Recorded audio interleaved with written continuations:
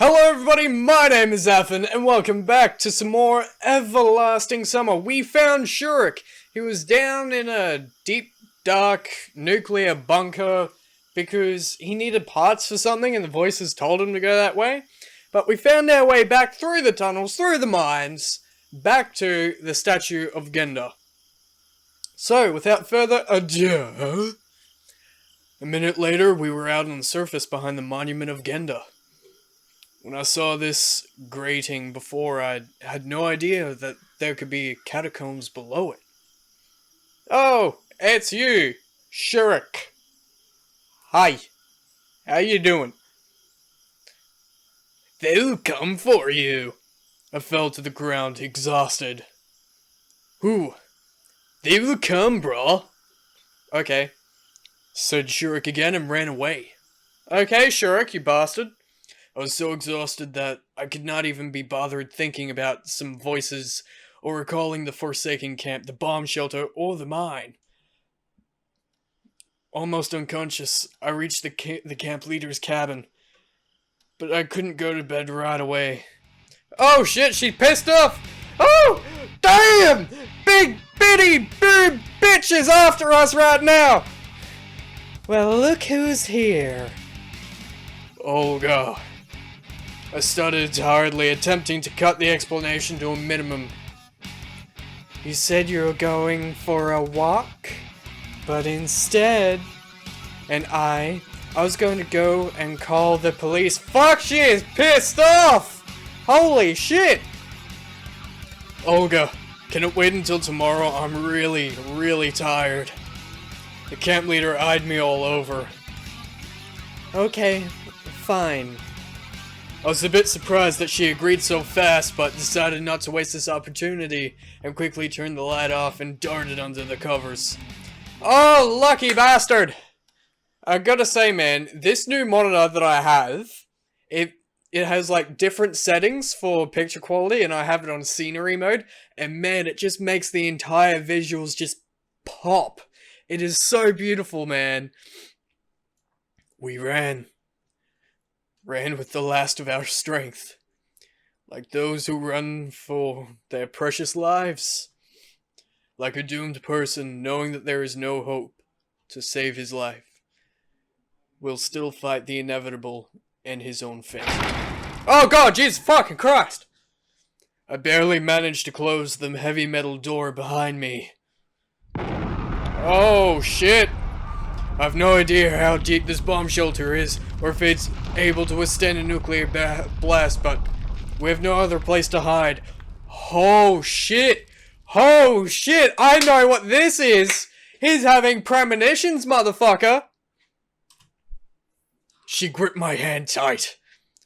Don't be afraid. Bits of the ceiling were falling and the walls were shaking. I was prepared for the worst. But death is the kind of thing that you can't ever be prepared for. But suddenly complete silence fell. It rang even louder than the explosions. Maybe it's time to say goodbye, she was whimpering. I wanted to comfort her somehow, but realized that there is nothing I could do. Yes. You know, What's happening? A horrible bang almost split my eardrums. It seems that I'm under a piece of collapsed ceiling, but I don't feel any pain. All I want is to not let her go. Fuck me, man! That shit was batshit! What's going on? What's happening? How's it going? What's going on, boys and girls? What is doing? I woke up in a cold sweat, short of breath, and gasping for air. It took some time to come to my senses. It was a dream. It was just a dream. My questioning mind, however, refused to believe it. Of course you would! Because, I think he's having premonitions. Because he had dreams about, you know, coming to the camp. Like, the front gates and everything, but he couldn't remember them. And now, he just had a different dream of being in the bomb shelter. Oh, so I don't think this is gonna end how I thought it was gonna end. I thought I thought this maybe would have been just a whole dating simulator game. But I guess not. It must be a fucking...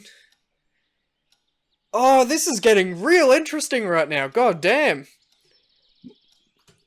But who was that girl with me there? That's it. That's it. That's it. That's what it is. Every time with the girl, there's always a girl. There was a girl on the bus. There was a girl at the front gate. And all that shit. So, whichever one I decide to pick must be the ones in the premonition. Oh, this is awesome! This is fucking sick!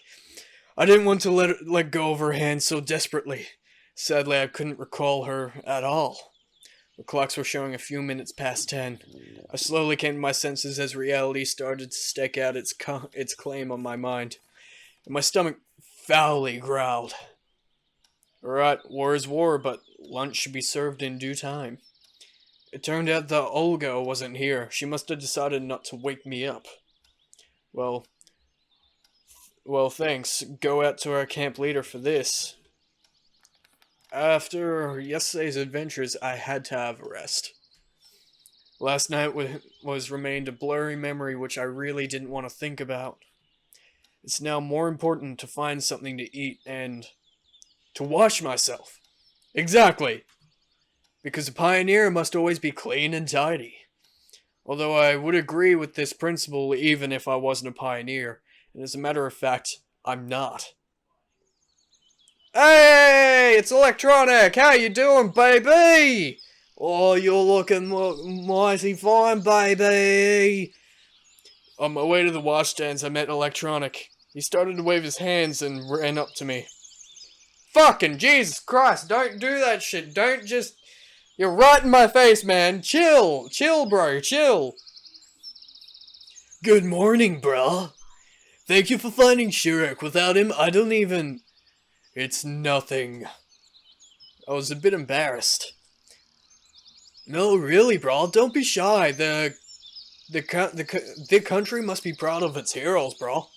What about Shirek? How did he look this morning? Is he alright? After yesterday's craziness, I thought such a question was completely valid. Yes, absolutely, brah. The only thing that he can't remember... The only thing is that he can't remember anything, brah. Can't he? I wasn't surprised at all. He says that he went to the abandoned camp yesterday and then woke up in his bed in the morning. Bruh, this shit's getting interesting!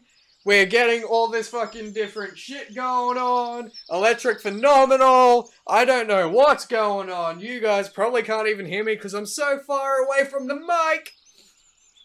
Oh, this is some weird shit. I mean, he remembers nothing between those two events. I see. Alright then. You missed breakfast, right? Come to our club. We'll feed you. I have something special. Electronic smiled in a conspiratorial way. Thanks, I'll come. Probably, especially if you have food, because food is, you know, God.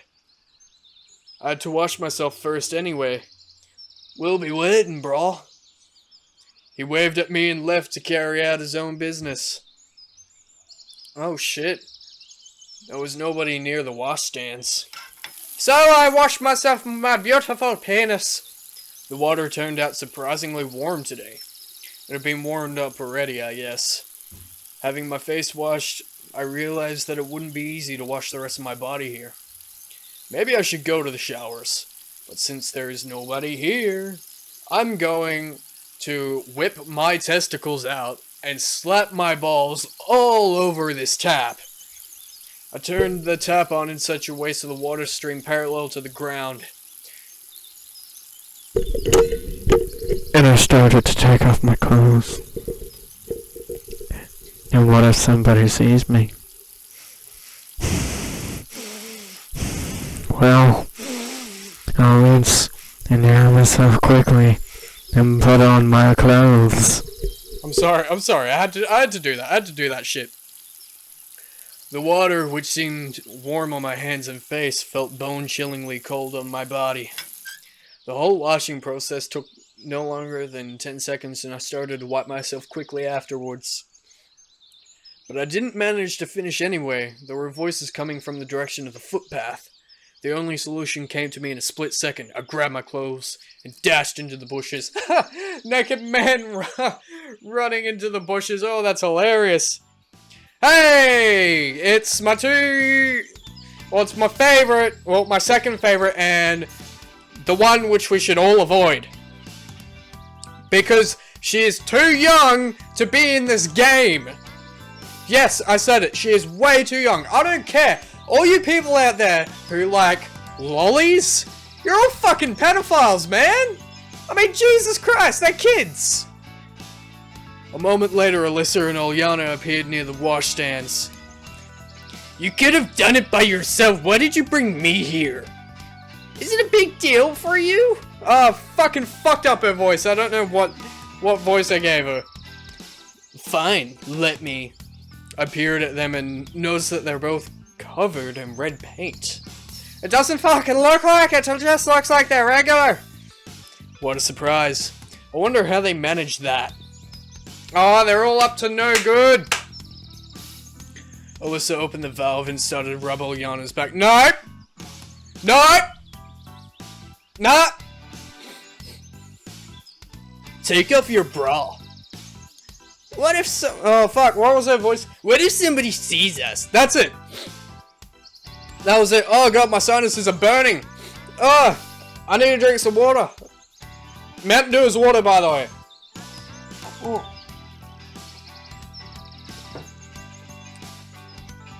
What? Is there anything to see? She grinned. Okay, just be quick. Oh god. Please don't. Please don't. It was true that there wasn't much to look at, but even so, I stared at the girls narrowly. Oh god, this is not gonna be great. Someone's gonna walk by and see a naked man in a bush looking at a 16-year-old and a 14-year-old. Oh, what is this fucking game, man? Start off with weird time traveling bullshit. I'd get turned into from a 30-year-old man to a 16-year-old boy. And they're trying to make a fucking sexual 14-year-old loving shit. What is it? It was a pity that they were standing with their backs to me. A minute later, Alyssa managed to wash off all the paint. I'm done. Thanks. You're welcome, Alyssa replied lazily. Listen, let me try on yours. She pointed at Alyssa's bra. It won't fit you for sure. Well, I'd like to try anyway. But out here? There's nobody here, right? Olyana looked my way and smiled archly. I was absolutely sure she couldn't see me in these bushes, but... Enough with the nonsense! Olyana wasn't listening to her anymore and grabbed Alyssa's bra without a dexterous move instead. Now I have to confess. I had something... No! Oh, thank fuck! Woo! God damn, I thought it was gonna show me some shit I didn't want to see. I watched the two girls chase one another around the washstands with bated breath. Alyssa covered her breast with her hands so I could barely see anything at all. I leaned forward and stumbled over the stone falling out the bushes. Ah! Yay! Oh, I'm naked and unafraid. Oh god. Alyssa and Olyana stood frozen, staring at me. I tried to cover my nudity with my guilt face. The tableau lasted for a few seconds. Then Alyssa took her shirt and somehow put it on in an instant. Oh shit! I'm fucked! You! Her face gone red. Her face gone from red to purple. It looked like she would explode in a nuclear blast any second. The only thing I wanted was to disintegrate into atoms and to get as far away from the epicenter as possible. He was sitting there the whole time. So she noticed me then. You! And I accidentally, if you know what I mean. Oh, I am fucked, yo! Alyssa rushed at me, covering my butt. Fuck!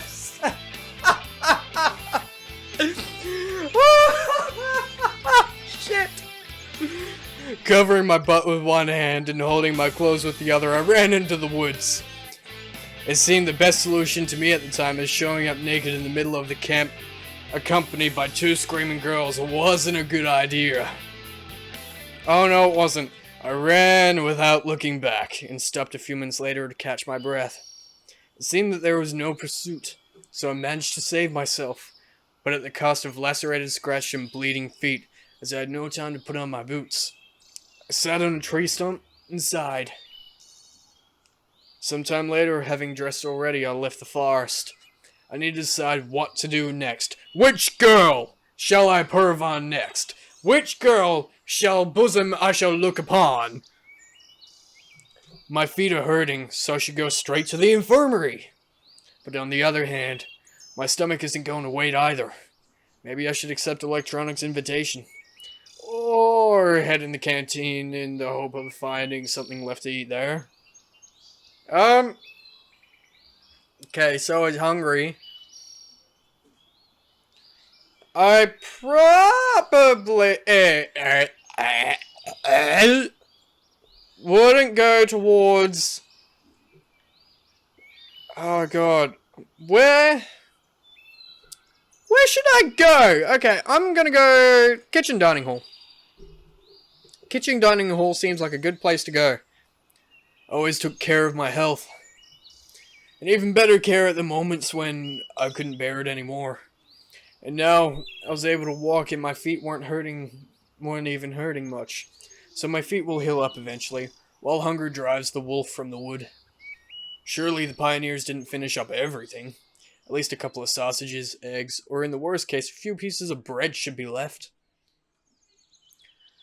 It was so deserted and quiet around the canteen that I even hesitated for a second. Isn't it here where every pioneer seeks his happiness 3 times a day and some even more often? Isn't it an oasis of this heated summer desert? Isn't it a secret chemical lab? Studying how types of meals unknown to science affect immature teenage bodies. Now this building looked more like a bastion abandoned by its defenders.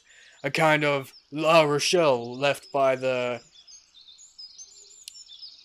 by the Huguenots! Just get in and the ghosts of warriors who accepted a heroic death here will surround you. Just give me the sweat food, boy! The sea canteen looked the way it always did, though. It was just completely empty, except for Miku, who was cleaning a table. Seeing that, I quickly turned around and tried to sneakily escape, but didn't manage to make it. Oh, fuck, here she is! She's gonna fucking talk our ears off, what the fuck? I don't want any of it, man. Come on, I don't want any of it. But, let's just continue talking to the poor girl. Hi, Simeon, did you come here to eat? You missed breakfast, didn't you? I mean, I didn't see you. You could have been there, but I didn't see you. It's good that you came anyway. Hi. Well, yes, I just came. Wondering if there's anything left, maybe. There's nothing left. You need to wait for lunch. You want to help me, by the way? You want to help me, by the way? I'm cleaning up here. What for? What do you mean? She puffed up her lips and seemed offended. And did the staunch, the big staunch, she knows that she wanted to do. Somebody has to clean out. We do it in turns. You'll have your turn as well. Thanks, but no. Oh, fuck. Did I do it wrong? Oh yeah, no, I didn't do it wrong. Okay. Got it. I was gonna leave, but Miku still couldn't stop. So, will you help me? Okay, fine, I'll help you. Only because I feel fucking guilty, yo. Even though you're a 2D inanimate character who's not real. Yes. I don't know why I agreed. It happens often that you make a decision first and then wonder for quite a while, why did you say what you said? Yes, wonder why you made a decision. You think again and again, and still can't figure out why on earth you did that. That's how I felt wiping the tables one after another. Oh, look at how cute she is! Look at her! You have to bring her to the bunker with you, otherwise the nuclear bomb gonna go off. You know, I came up with a new song. Want me to sing it? Not eager at all. No? She started to think. It would be hard to sing and clean up at the same time. I'll sing it later then. Miku gave me a disarming smile. Yes, of course. It's so cool how you saved Shurik yesterday. The entire camp has been talking only about it since about it since early this morning. Oh god, sometimes it's me, sometimes it is the writing, but the writing is very good, I gotta say that. I feel just like a hero. It was nothing much, really. No, really, I'm serious. I would never dare go into the woods at night, into the old camp. You know the rumors about it? About a camp leader who shot herself? Before they said she hanged herself. Well, it's a bit like Chinese whispers, man. Have you ever played that game? Like, you say one phrase like, I licked an apple, and then when it gets back around to you, it'll be, I licked a butthole. And it's so scary in general. Yep, it probably is. I tried to isolate myself from external stimuli and concentrate on the cleaning. It helped me to finish sooner than I expected. And now, it's done. Thanks! There was quite a bit of time until lunch, so I decided to go for a walk. I picked up a random direction which could be explained by the single word, fard. In the end, I found myself at the square. This wasn't a surprise as the monument of Genda appeared to be the central hub of this camp in a kind of kilometer zero. I sat on the bench and started to think. 4 days have passed, and I haven't gotten even an inch closer to working out how I got here. It's true that quite a few strange things happened during this time, but almost every one of them can be explained logically after careful thinking. Every single one of them could have happened in normal life. Normal life. This term lost its original meaning to me here. Reactions to the environment, the actions and words of other people, or my own words indeed. None of this here is normal. In the past 4 days, my worldview has taken a series of painful punches to the stomach and uppercuts which led to it being, if not knocked out, then seriously knocked down after a drink of Mountain Dew.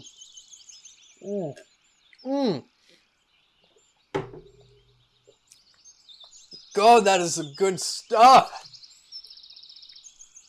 Sometimes I don't understand why I act one way or the other, or say some things. Actually, I do understand, but not straight away. Oh god! Such afterthoughts, however, don't help me to act differently, more sanely, and appropriate to the situation at all. Moments of truth happening to me are becoming more and more rare. If my only wish during the first day was getting out of here, then now my main concerns are where to find food, how to avoid lineup in the morning, and what to say to Olga if Alyssa complains about me, which she won't. She won't. Alyssa loves me, man. Alyssa, she just loves me. She loves me to bits. Those things are truly important to me. Day after day, daily fuss like this overshadows the thoughts in my head about how the world around me, together with this camp and these girls, are completely abnormal. But I can't do anything about it, because I just forget. In the same way we breathe, without thinking about it, I'm joining in the everyday life of the local inhabitants more and more without realizing it. I'm steadily becoming an average pioneer. No! This is wrong! I shouted loudly and slapped my face a few times. Woo! Let's go, let's do it right on the spot! Run towards the center to line up, my dudes! All of a sudden, the bell sound, calling the pioneers for lunch, came from the loudspeakers. Finally! I ran skipping along to the canteen, leaving my inspiring thoughts back to the square, where they could sound interesting to Gender alone, and only if he was alive. The day has just started and I've gone through so many things already. But I did it, and now I have legitimate grounds to fill myself up. Woo! It's dinner! And I love the little dude in the corner over there. Yeah, that dude there, right over there in the corner. Today, I wasn't the last one, so I could choose a free table. Lunch included pea soup, mashed potatoes with fish. Oh, God. I mean, mashed potato... No! Fried chips! Deep fried chips! In oil! With fish! Fish and chips! Fish and chips! Come on, man! That's what we're doing. Pea soup is fucking disgusting, man! It was a major disappointment to me as I don't eat fish in any form and hence will get fewer calories than usual. Soon... Oh god, I'm hitting everything and my nose is being tickled because my hair being all fuzzy and shit.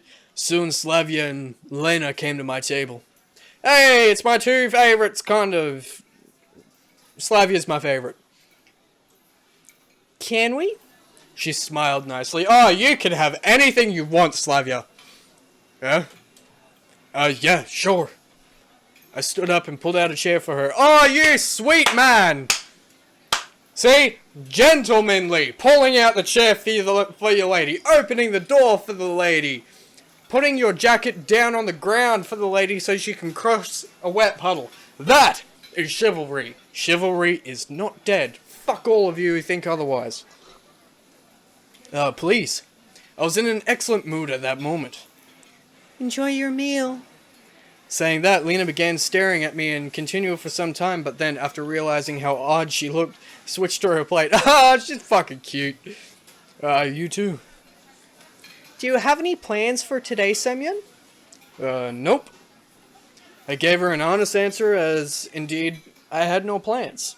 Except for searching for answers. The answers that we need to get out of this camp. That was more like a global goal. Do you want to take a boat ride to the island with us? A boat to an executive island with Slavya? Yes! The island. Well, I think I've seen it from the pier. For what? Olga asked us to gather some strawberries. There are a lot of strawberries there, and they're so delicious. I could imagine the taste even without even eating it, just by looking at Slavya's face. I don't actually like strawberries. No, I think they leave a weird feeling in my mouth, and they're just weird, okay? Strawberries are weird. Strawberry milkshake? Yes. Strawberry ice cream? Yes. Strawberry syrup? Yes. Strawberry the fruit? No. Not for me. Strawberries. And what are those for? I don't know, but it's indeed a great idea. Well, indeed it is. Moreover, I haven't been to this island yet. Yeah, sure. That'll do. Yeah. Yeah, let's go to the island. Let's go to the island. Within minutes, we were already standing at the pier. Well, here's the boat. Hang on, I'll go fetch the paddles now. I was left face to face with Lena. Do you like strawberries? Well, not really. But they're tasty. Wait, what? I think... What? Lena, you just contradicted that! You said not really, but no, wait, we need to check this just in case. Did I do this wrong? Well, not really, but they're tasty. You just contradicted yourself, Lena. Lena smiled. I see. I didn't know what to say next, how to continue the conversation. Morty! If Slavya didn't come back, we could probably sit here till the evening without saying a word. Hey, Slavya! Fuck yes! Here you go. She handed me a pair of hefty paddles, as thick as my penis, as heavy as my penis. Yeah, thanks. Oh god, that's some weird artwork. We got into the boat, I untied it, pushed it off the shore, and tried to start paddling. And where exactly are we heading to? Right there! She pointed her fingers at the island. That island is named the closest one. Fuck's sake. Oh god. I wonder what captain gave it such an original name. Well, the island is indeed close to the shore. Aye aye, Captain! If only I'd known what was waiting for me ahead. I wasn't an experienced oarsman. I'd row a boat just once or twice in my entire life. It was less than half a mile to the island, but we were making our way in zigzags thanks to my skills.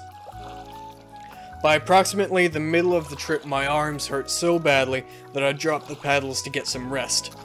Well, aren't there any strawberries anywhere else? I mean, in more accessible places?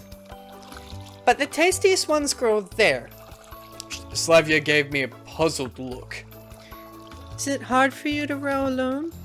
Lena, unlike Slavya, understood everything straight away. Oh, it's nothing.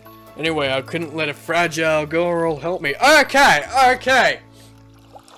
Let me tell you something about fragile girls. Men are more fragile. Yes, that is true. That is very much true. I mean, like, not saying that Lena isn't a fragile girl, because, yeah, she's quite shy, but, I mean, often the quiet ones are often the strongest ones. Just saying, because, you know, I know some pretty strong women in my life, and, let me tell you, they could beat me and break me in half if they really wanted to, which I hope they please don't. Just don't. Just don't. Just, guys, be nice to the women. Anyway, I couldn't let a fragile girl help me. The rest of the way I spent concentrating on staying alive. Slavya and Lenya discussed something, but I wasn't listening. That was too much for me. At last, we arrived. Completely exhausted, I got out on the shore and looked at the boathouse. It seemed so far away that I felt like a first person on the moon watching the Earth rise. Here you go! Slavya handed me a basket. It was a small island, barely 100 meters long. And looked more like a birch grove with even rows of trees covering its entire surface. A calm green sea spread beneath our feet, with wind causing lonely waves on its surface from time to time. This island looked like a lost paradise. It's no wonder what the most delicious strawberries grow just here. We've got to split up. That way we'll do the job faster. Yeah, sure. But there are only 2 baskets, said Lena humbly. Oh, you're right. My bad. So, how are we gonna split up then? Oh, this is hard. I don't want to leave Lena alone because she's so quiet and sweet. But my dream girl is Slavya. I mean, her name has Slav in it. Come on, that is awesome. Fuck, man. I don't know, hey. I don't know, like, I mean... Do I leave the quiet girl alone? Or do I go with the girl of my dreams? Okay, we're just gonna go with Slavya. I didn't want to walk here alone and hope that Slavya would join me, but I couldn't bring myself to ask. Well, it's obvious, 1 basket for me, 1 for you two. Oh, it didn't even fucking matter! No, let me go with you. Slavya smiled. Yes! Ha! Boy's getting his dick sucked! Okay. I was a bit surprised, but I was also glad that it turned out like this. Lena seemed to take no offense at all. Thanks, Lena! You're a champion! Thank you! Oh, yes. A date! With Slavya! We have a date! The reaping has commenced. The strawberries were delicious here, indeed. I could probably eat them all if I didn't stop myself in time. Despite being wild-grown, the berries were close to the garden ones in size, and had a rich red color. It was clear that our visit here wasn't in vain. Slavya was walking right beside me as we only had one basket.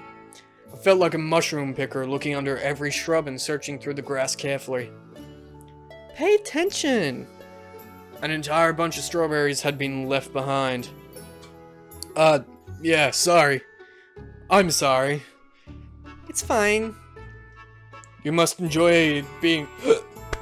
Oh, hiccups! You must enjoy being here, don't you? You like nature after all. Of course I do. Slavya smiled. It reminds me of my home. We have similar beautiful birches there. She gazed dreamingly somewhere off into the distance. Look, I've always wanted to ask, but what do you like, in general? You look busy 24/7 and it seems like you have no time to rest at all. She started to think. I don't know, really. Doing a variety of activities is enjoyable for me. Well, that's understandable, but still. I like knitting and sewing, things like that. Slavya took her handkerchief out of her pocket. There were red, yellow, and green flowers embroidered on it. They were entangled with each other in a complicated way, creating sophisticated geometric forms. Such a typical Russian handmade handkerchief. Glimpsing it, I instantly imagined Slavya dressing an ancient Xaphan, sitting on a bench beside a ramshackle house with a crowd of playing children running around. Ho ho! Ho ho! We're already thinking about babies! Fuck yeah! It's quite cute. Thanks. Let me give it to you as a gift. Fuck yes, we're getting gifts! Yeah! Such a proposal embarrassed me. You shouldn't. No, take it. I looked at the handkerchief once again and put it in my pocket. I'm never gonna wash this handkerchief. I'm gonna smell it over and over. Thank you. Oh, yes! We're getting gifts and everything! There were so many strawberries here that after a mere half an hour we had the basket filled up to the brim. It seems we're done. Yes. We've got a lot, so it should surely be enough. When we got back to the boat, Lena wasn't there yet. She'd need more time to fill the basket by herself. Yeah, I guess so. Oh no! Oh no! Did I do it bad? Is Lena gonna die? I mean, knowing this fucking game, it's topsy-turvy, twisty-turvy. It's probably gonna make Lena fucking die. I looked at the river. Sun sparkles happily dancing across the water surface were the only thing that distinguished it from a mirror.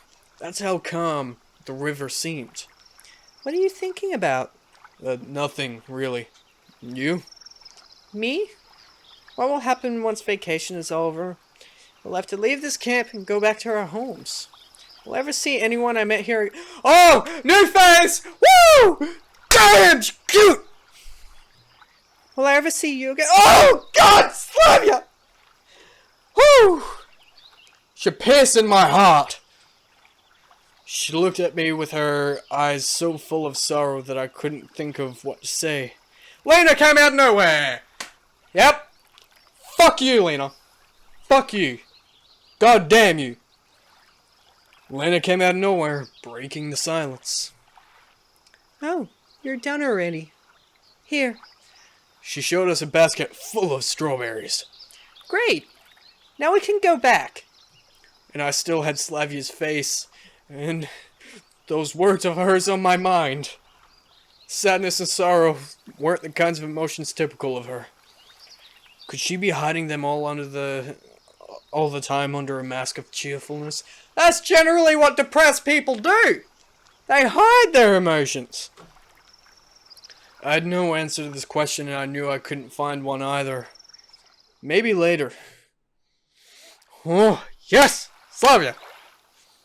The way back took less time as I tried to concentrate on rowing and ignoring everything else. My only wish was to get back alive, as the first trip hadn't gone without consequences. Now my hands are starting to hurt after only a few sweeps of the oars. After having tied up the boat, I fell to the ground with no energy left. Slavya and Lena leaned over me. You could have said something if it was so hard for you. Yes. Never mind, it's fine. I'm a man. I can take care of it. I can handle it. I'll just lie here for a bit and everything will be alright. Okay, then get those baskets to Olga, please. We have something else to do. Oh, yeah, sure. I love you. I was ready to agree with anything at that moment just so I wouldn't have to get up. Slavya put the baskets full of strawberries next to me and headed to the square, happily chatting with Lena about something. The hardest part is done anyway. That's what I thought before I got up and took the baskets. After the rowing, they felt like cement bags. Fuck's sake. Oh, you weakling! Even while weighing barely more than a few kilograms each. So the trip to the camp leader's cabin took much longer than usual. I'd stop every 50 meters to have a rest. Once I finally made it, I put the baskets on the ground and sat on the deck chair with difficulty. Olga!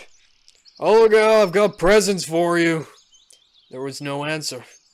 I barely managed to get up and enter the cabin. There was nobody there. If you don't need them, it's up to you.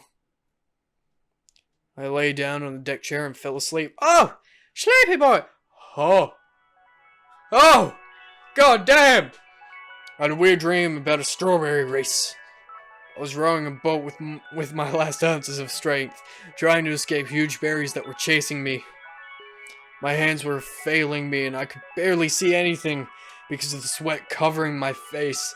Blood was hammering in my temples, but the strawberries were getting closer. They were baring their teeth at me. But wait, strawberries with teeth? Semyon! Semyon! Oh, and yep. Leave! Just leave me alone! I had a wonderful dream about strawberries trying to eat me! I woke up. Olga was standing beside me, shaking my shoulder. I see you got a rich harvest, didn't you? Thanks for the girls' help. Okay, but that's not all. Seriously, I was just anticipating the lovely rest I was about to have. Do you even know what these strawberries are for? Not a clue. What an honest confession. We'll make a cake out of them. I see. Well, that makes sense. To honor the miraculous rescue of Shirk. And it's all thanks to you. It was clear that getting the strawberries wasn't the last thing left to do. And why, please tell me why? If I'm such a hero, why do I have to organize a celebration in my name all by myself? Well, I guess. So, I have an important task for you. We are missing yeast, flour, and sugar, and need it all in the canteen before dinner. And those who make the cake can't deal with it on their own somehow? I asked pitifully. Of course they can't. All of them are busy. And you're the only one in the whole camp who does nothing. Excuse you? I do everything for you, Olga. I do everything. I have run around after you. I found Shirk. I should have a medal, not a fucking cake. While her words were partly true, that doesn't make it any easier for me now.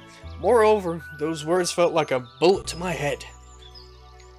So, write it down. You get yeast in the infirmary.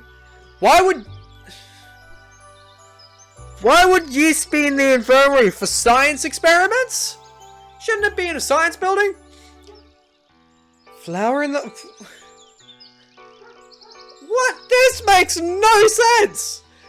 Flour in the library and sugar in the clubhouse. Wait, I have no time, I'm in a hurry. Good luck. She smiled slyly and left.